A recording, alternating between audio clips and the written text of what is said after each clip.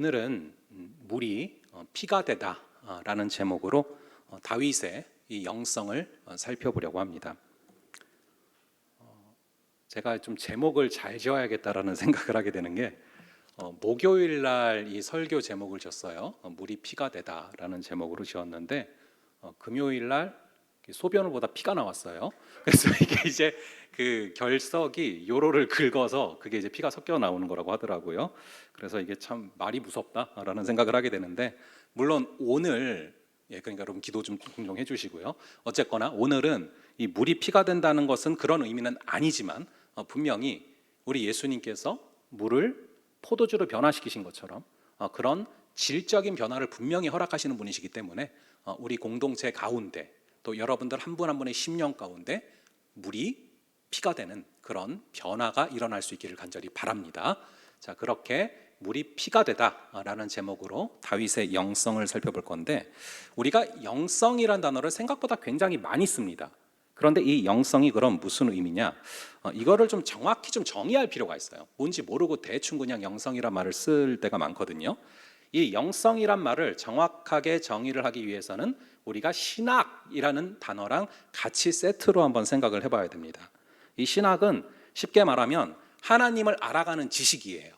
그리고 하나님을 알아가는 지식을 추구하는 가운데 발견하게 되는 그런 진리죠. 그러므로 넓은 의미에서는 여러분들 모두가 함께 지금 신학을 하고 있는 것입니다. 모두가 하나님을 알아가는 그런 지식을 추구하며 살아가고 있죠.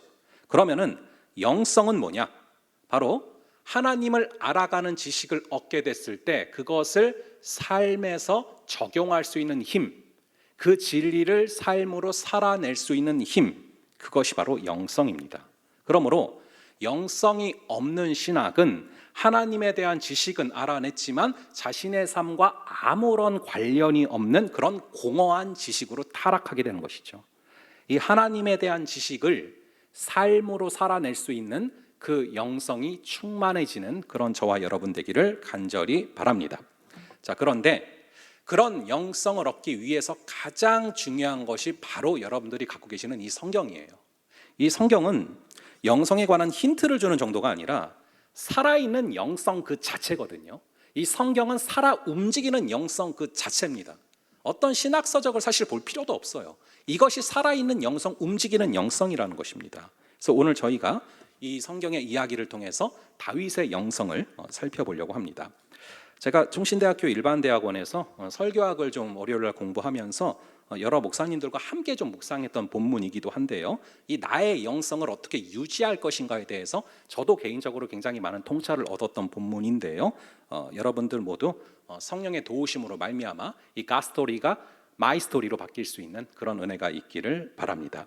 자, 이제 오늘 본문의 이야기를 저희가 좀 집중적으로 볼 건데, 오늘 저희가 방금 읽은 이 본문들을 살펴보면은 무슨 이제 삼국지의 어떤 한 장면을 살펴보는 것 같아요. 본문이 무슨 무협지 내용 같죠?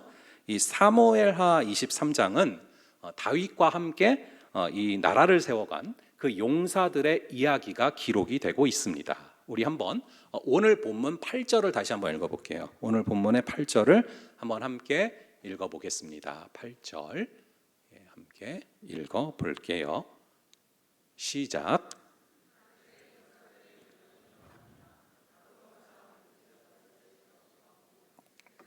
아디노라고도 하는 자는 군 지휘관의 두목이라. 그가 단번에 800명을 쳐 죽였더라. 자, 이 아디노가 단번에 800명을 쳐 죽였다라고 나옵니다. 그리고 11절에 보시면은 이 쌈마가 이스라엘 사람들이 다 도망갈 때까지 딱 버티면서 밭에서 끝까지 혼자 싸우는 장면이 나와요. 마치 삼국지에서 장비가 이 조조의 공격을 받으면서 혼자 막아내는 거랑 굉장히 흡사하죠. 그런 본문인데, 지금 그런 본문이 벌어지는 상황이 어떤 상황인가를 우리 한번 14절을 통해서 보겠습니다. 우리 14절의 말씀 한번 함께 읽어볼게요. 14절 함께 읽어보겠습니다. 시작.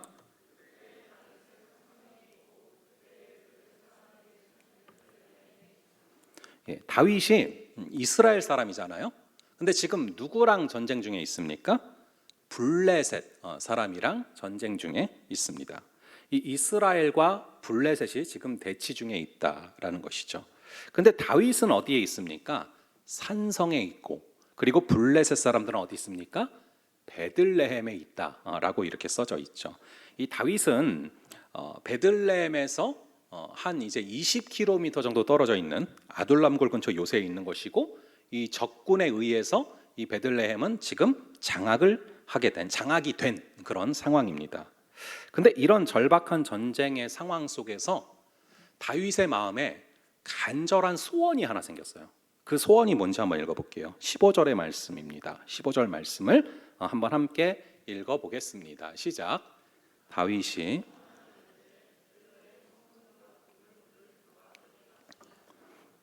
지금 베들레헴은 적진에 포위된 상황이란 말이죠. 다윗이 지금 치열한 전쟁 중인데, 목숨이 왔다 갔다 하는 상황인데, 단순히 목이 말라서 베들레헴 물이 먹고 싶었겠습니까? 아니죠.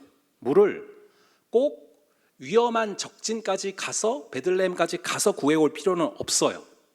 그럼 다윗은 왜 이 베들레헴의 우물물을 먹고 싶어 했을까요? 아마도 다윗은 이 숙적 블레셋과의 기나긴 전쟁에서 굉장히 지쳐 있는 걸로 보입니다.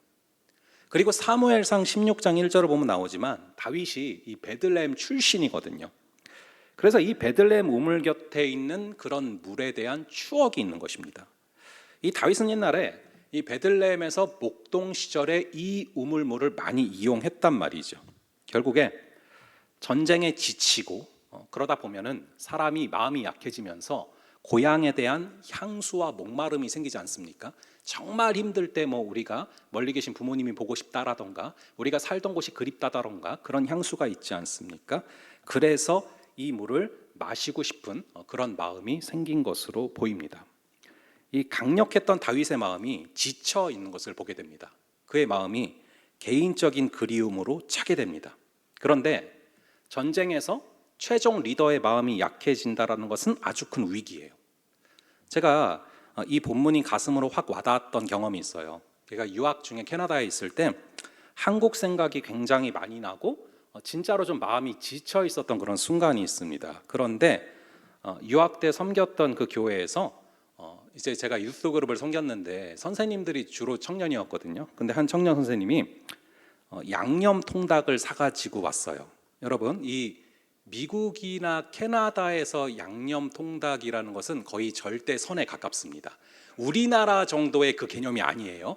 해봤자 이상한 프라이드 치킨 이런 거밖에 없는데 양념 치킨이라는 것은 거의 완벽한 선에 가까운 느낌인데, 근데 그 선생님이 그 양념 통닭을 사가지고 그 썰이었나요? 어디서 샀어요. 그걸 사가지고 65km를 운전해서 밤중에 그걸 사왔는데 이게 너무 귀해서 그걸 먹지를 못하겠더라고요. 굉장히 어떻게 보면 흡사한 상황이죠. 지금 전쟁 중에 다윗의 마음이 너무 지쳐 있고요. 그의 마음이 개인적인 그리움으로 가득 차게 됩니다. 근데 이제 전쟁 중에 최종 리더의 마음이 약해졌다. 이게 아주 큰 위기라는 거예요. 이런 다윗의 마음을 3명의 용사들이 알게 됐습니다. 이것을 우연히 듣게 된 건지 느낌으로 알게 된 건지 모르겠지만 그걸 알게 됐어요. 이 3명의 용사들이 알게 됐고, 이제 이 사람은 적진을 뚫고 베들레헴의 우물로 가서 그 물을 가지고 오게 됩니다. 우리 한번 16절의 말씀, 이 16절의 말씀을 함께 읽어보겠습니다. 시작. 세 용사가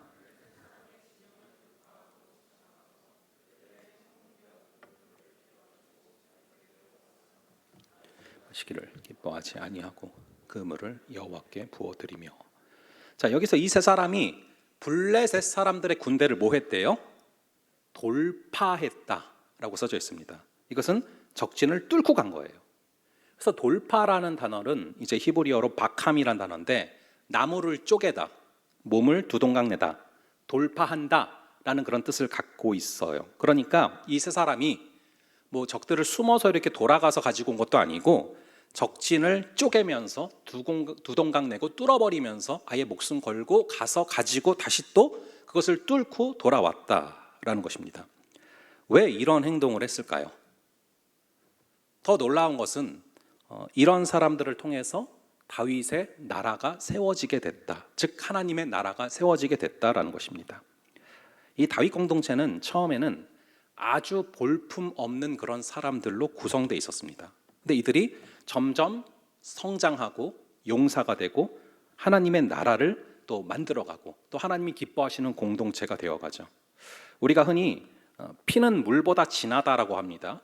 혈육의 정이 그만큼 깊다라는 것을 말하는 그런 문구인데, 이 본문을 보면은 물이 피보다 더 진해지는 것이 가능하다라는 느낌이 들죠. 혈육도 아닌 자들이 피보다 더 진한 그런 끈끈함을 보여주고 있습니다. 어떻게 이런 것이 가능했을까요? 여러분 모두는 다윗처럼 왕은 아니지만 여러분들이 서 있는 곳에서 분명히 리더입니다.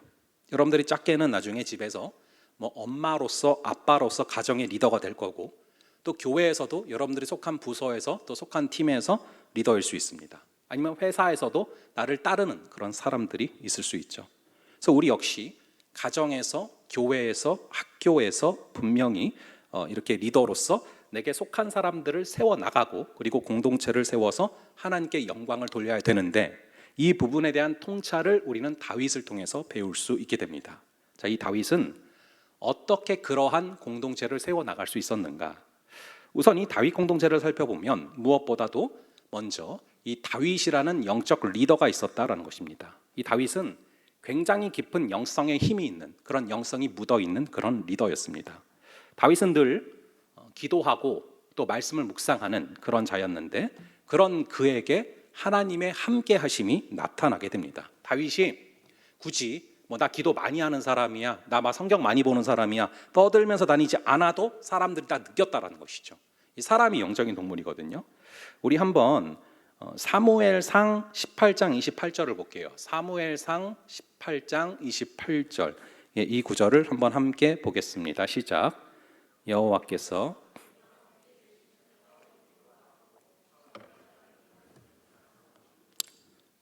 여러분, 사울이랑 다윗이랑 친합니까? 아니잖아요. 원수예요. 사울은 기회만 있으면 다윗을 죽이려고 합니다. 근데 여호와께서 다윗과 함께 계심을 누가 알았대요? 사울이 보고 알았다. 더 충격적인 것은 사울의 딸 미갈도 다윗을 사랑했다. 이게 장난 아니지 않습니까? 이 다윗한테 영적인 강한 힘이 있었기 때문에 굉장한 매력이 있었습니다. 심지어 원수들도 그것을 알았고 원수의 가족까지 좋아하지 않습니까? 우리 한번 사무엘상 19장 1절을 한번 볼게요. 사무엘상 19장 1절을 한번 함께 읽어보겠습니다. 시작.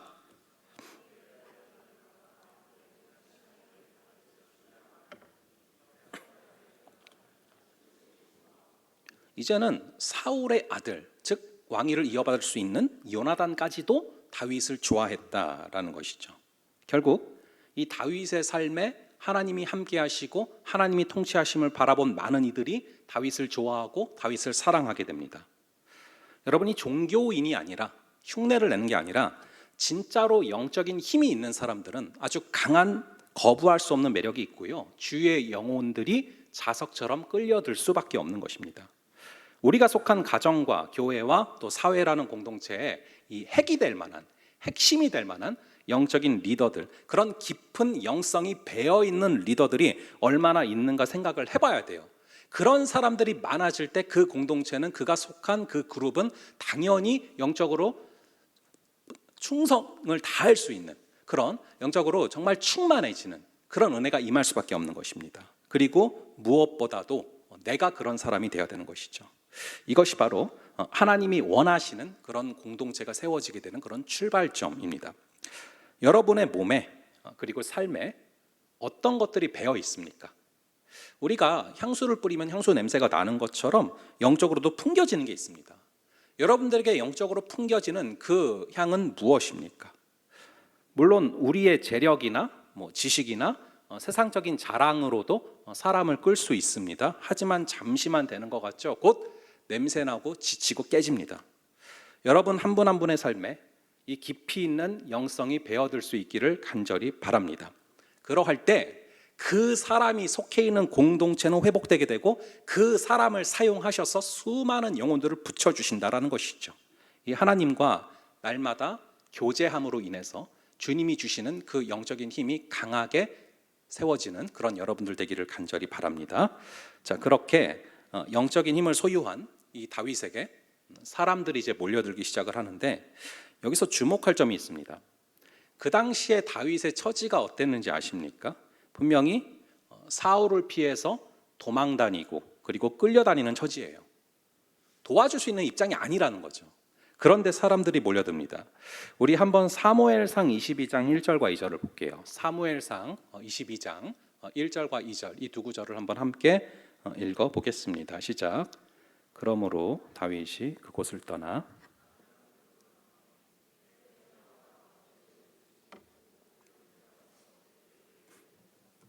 환난당한 모든 자와 빚진 모든 자와 마음이 원통한 자가 다 그에게로 모였고 그는 그들의 우두머리가 되었는데 그와 함께한 자가 400명가량이었더라. 자, 이 구절을 보니까 어디로 도망갑니까? 이 아둘람굴로 도망을 가죠. 그때 사람들이 몰려드는데 어떤 사람들이 몰려들었습니까? 환난당한 자, 빚진 자, 마음이 원통한 자. 어떤 사람들이죠? 쉽게 말하면 인생에 당하는 그 수많은 문제들로 인해서 허덕이는 사람들, 가진 돈은 없고 대출만 잔뜩 받은 사람들, 뭐 상처받고 우울한 사람들, 아무리 봐도 미래가 안 보이는 사람들, 전혀 내게 도움이 되지 않을 것 같은 사람들만 몰려들어요. 이 다윗도 지금 도망자의 신세인데, 다윗도 지금 왕을 피해서 나라의 최고 통치자를 피해서 도망다니는 입장인데 오히려 다윗이 도와줘야 될 그런 사람들이죠. 다윗에게 힘이 아니라 다윗에게 오히려 짐이 되는 사람들 아닙니까? 그런데 다윗은 어떻게 하는지 아십니까? 그런 사람들을 있는 모습 그대로 받아줍니다. 있는 모습 그대로 받아주는 게 무엇입니까? 함께 시간을 보내주고 함께 믿어주고 그리고 용납해주고 그들을 세워줍니다. 이렇게 모인 사람들이 400명가량 되는데요, 결국에는 이들이 점점 다윗의 용사가 되고 힘이 되고 결국 이 나라를 이루어가는 그런 근간이 되는 것입니다. 이게 바로 물이 피가 되는 그런 시작점이 되는 것이죠. 우리의 모습은 어떻습니까? 사람을 딱 봐서 좋으면은 집착하고 싫으면은 그냥 버리잖아요. 함께 있고 싶은 사람이랑만 있지 않습니까? 하지만 우리가 편가르고 그러면 안 돼요. 있는 모습 그대로 받아줘야 됩니다. 그럴 때 참된 예수님의 몸된 공동체가 형성되기 시작하는 것입니다. 다윗이 이렇게 그들을 받아주고 세워주기 시작했을 때 어떤 일이 벌어집니까? 정말 실패자였지만, 정말 낙오자들이었지만 치료받고 격려받고 세움받은 그들이 결국에 다윗을 돕게 됩니다. 결국에 동역자가 됩니다. 이렇게 회복되고 세워진 다윗의 용사들에 대한 그런 자세한 이야기들이 바로 오늘 본문에 기록이 되는 것이죠. 심지어 이들은 자신의 생명까지도 바쳐서 이 다윗을 돕고 다윗에게 물을 떠다주는 그런 귀한 동역자가 되는 것입니다. 저는 그 유학을 통해서 뭐 공부도 많이 배웠지만 특히 유학하면서 사역했던 그 사역지에서 참 많은 것을 배웠던 그런 기억이 납니다. 제가 캐나다의 그 리젠트 신학교에서 이제 합격을 한 후에 새롭게 이동해서 섬기게 됐던 교회가 있습니다. 제가 그 교회에서 아까 말씀드렸던 것처럼 유스 그룹을 담당을 했는데 가기 전부터 주변에서 굉장히 많이 겁을 줬어요. 어떤 겁을 줬냐면은 가게 된 교회가 담임 목사님이 짧은 기간에 굉장히 많이 바뀐 교회예요. 그래서 교회에 상처가 굉장히 많은 교회고 그 아이들 역시 만만치 않을 거다, 굉장히 힘들 거다라는 얘기를 주변에서 정말 동시다발적으로 들었거든요.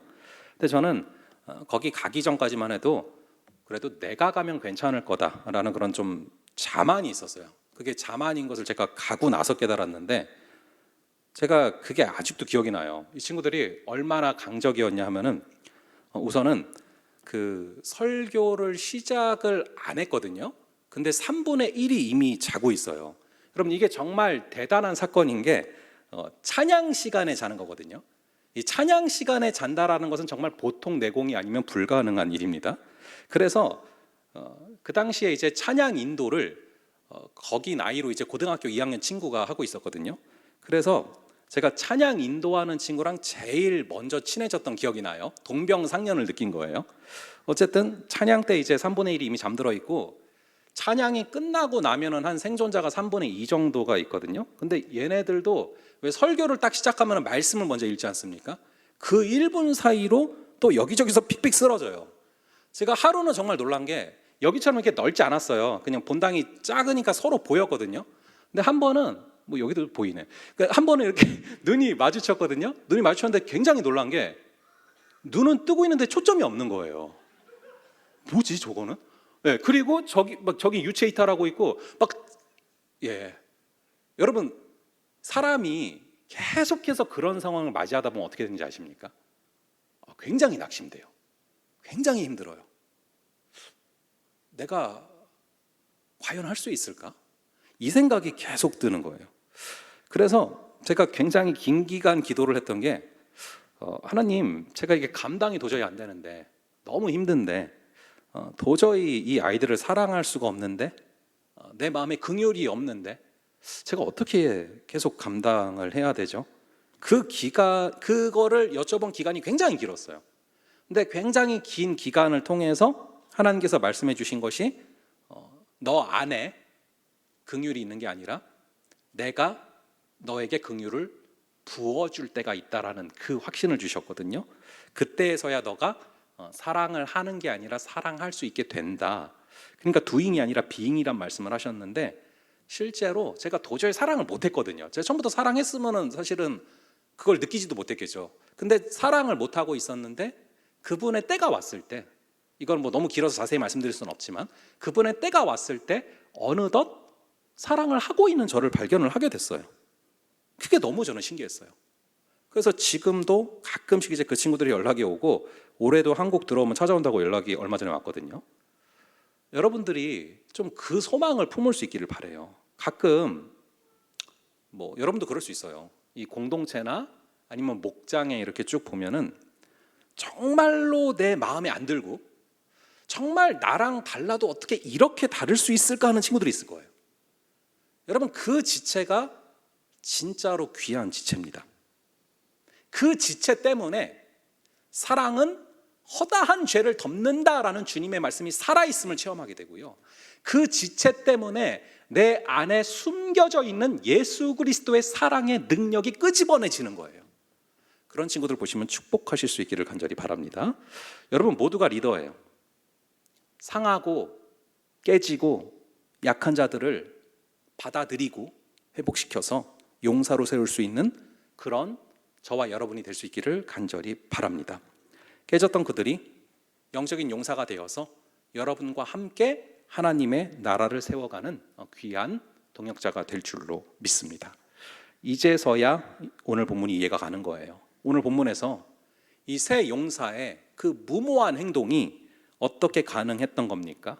그렇게 자신을 받아주고 세워주었던 리더 다윗을 사랑했기 때문에 나올 수 있는 그런 행동이었죠. 그래서 다윗이 자신의 그 세 용사들이 진짜로 물을 떠온 거를 봤는데 너무 놀라는 거죠. 그래서 어떻게 행동을 합니까? 그게 바로 16절, 17절인데 우리 한번 16절과 17절 이 두 구절을 한번 함께 읽어보겠습니다. 시작. 세 용사가 블레셋 사람의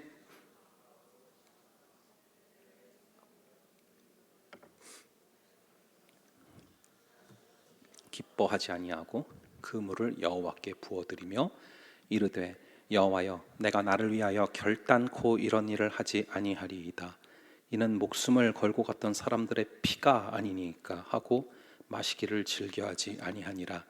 새 용사가 이런 일을 행하였더라. 자, 다윗이 이 새 용사가 떠온 물을 어떻게 합니까? 원샷 합니까? 어떻게 하죠? 다윗은 그 물을 새 용사의 피로 봤어요.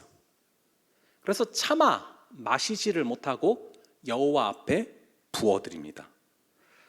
이 목숨을 걸고 그 물을 떠온 그 새 용사도 대단하지만 그 물을 내가 마시지 않고 여호와 하나님께 부어서 관제로 드린 다윗도 대단하죠.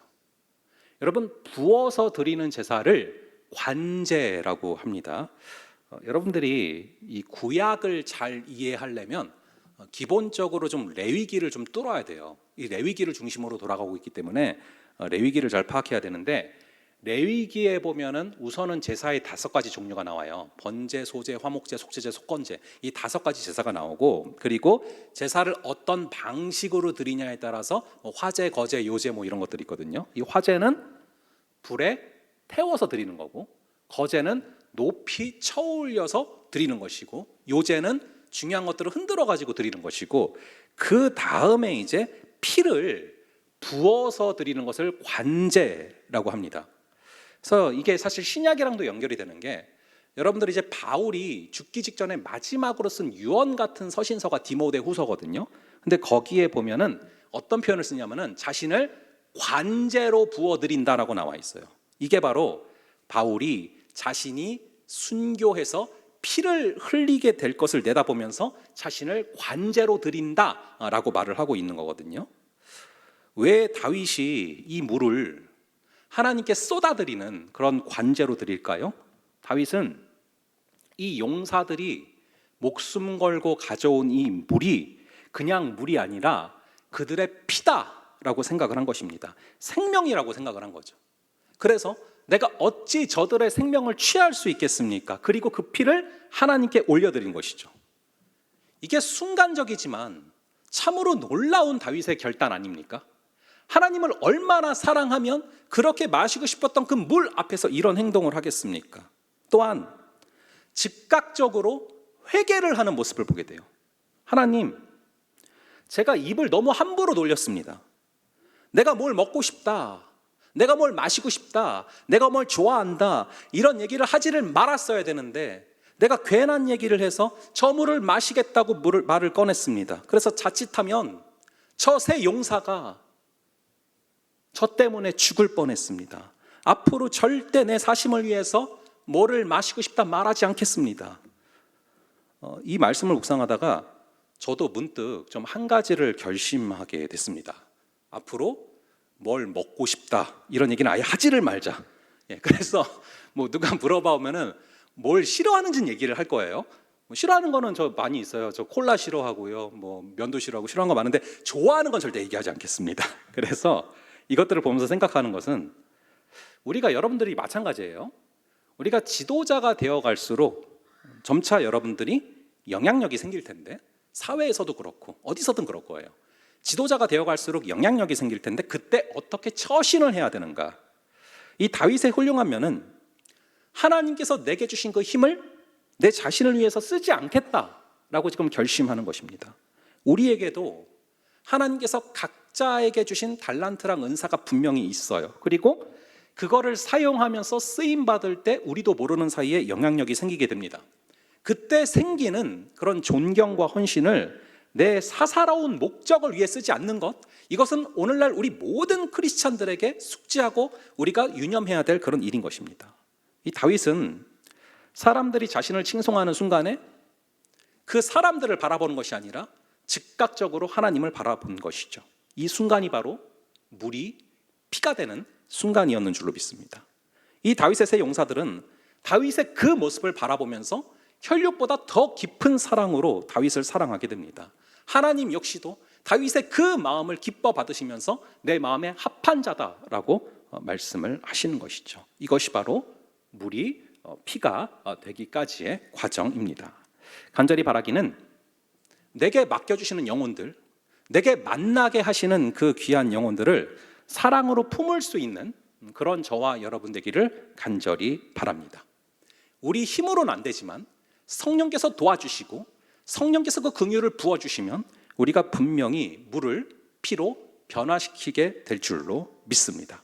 그리고 사람들이 우리에게 박수갈채를 보낼 때 그 순간 하나님을 바라볼 수 있는 그런 저와 여러분 되기를 간절히 바랍니다. 그러할 때 예수님께서 물을 포도주로 변화시키신 것처럼 우리 예수님은요, 완벽한 질적인 변화를 가능하게 하는 분이에요. 오병이어처럼 양적인 변화도 가능하게 하시지만 물이 포도주로 바뀌는 것처럼 질적으로도 변화를 시킬 수 있는 분이란 말이죠. 그 예수님이 우리의 주님이시기 때문에 여러분들 한 명 한 명을 질적으로 변화시키실 수가 있고, 이 공동체를 분명히 물이 포도주가 바뀌는 것처럼 변화시킬 수가 있는 분이라는 것이죠. 그 주님을 믿고 기대하며 나아가는 그런 저와 여러분 되기를 바랍니다. 우리 이 시간 약할 때 강함 대신에 라는 찬양 함께 하면서 기도하며 나아가겠습니다.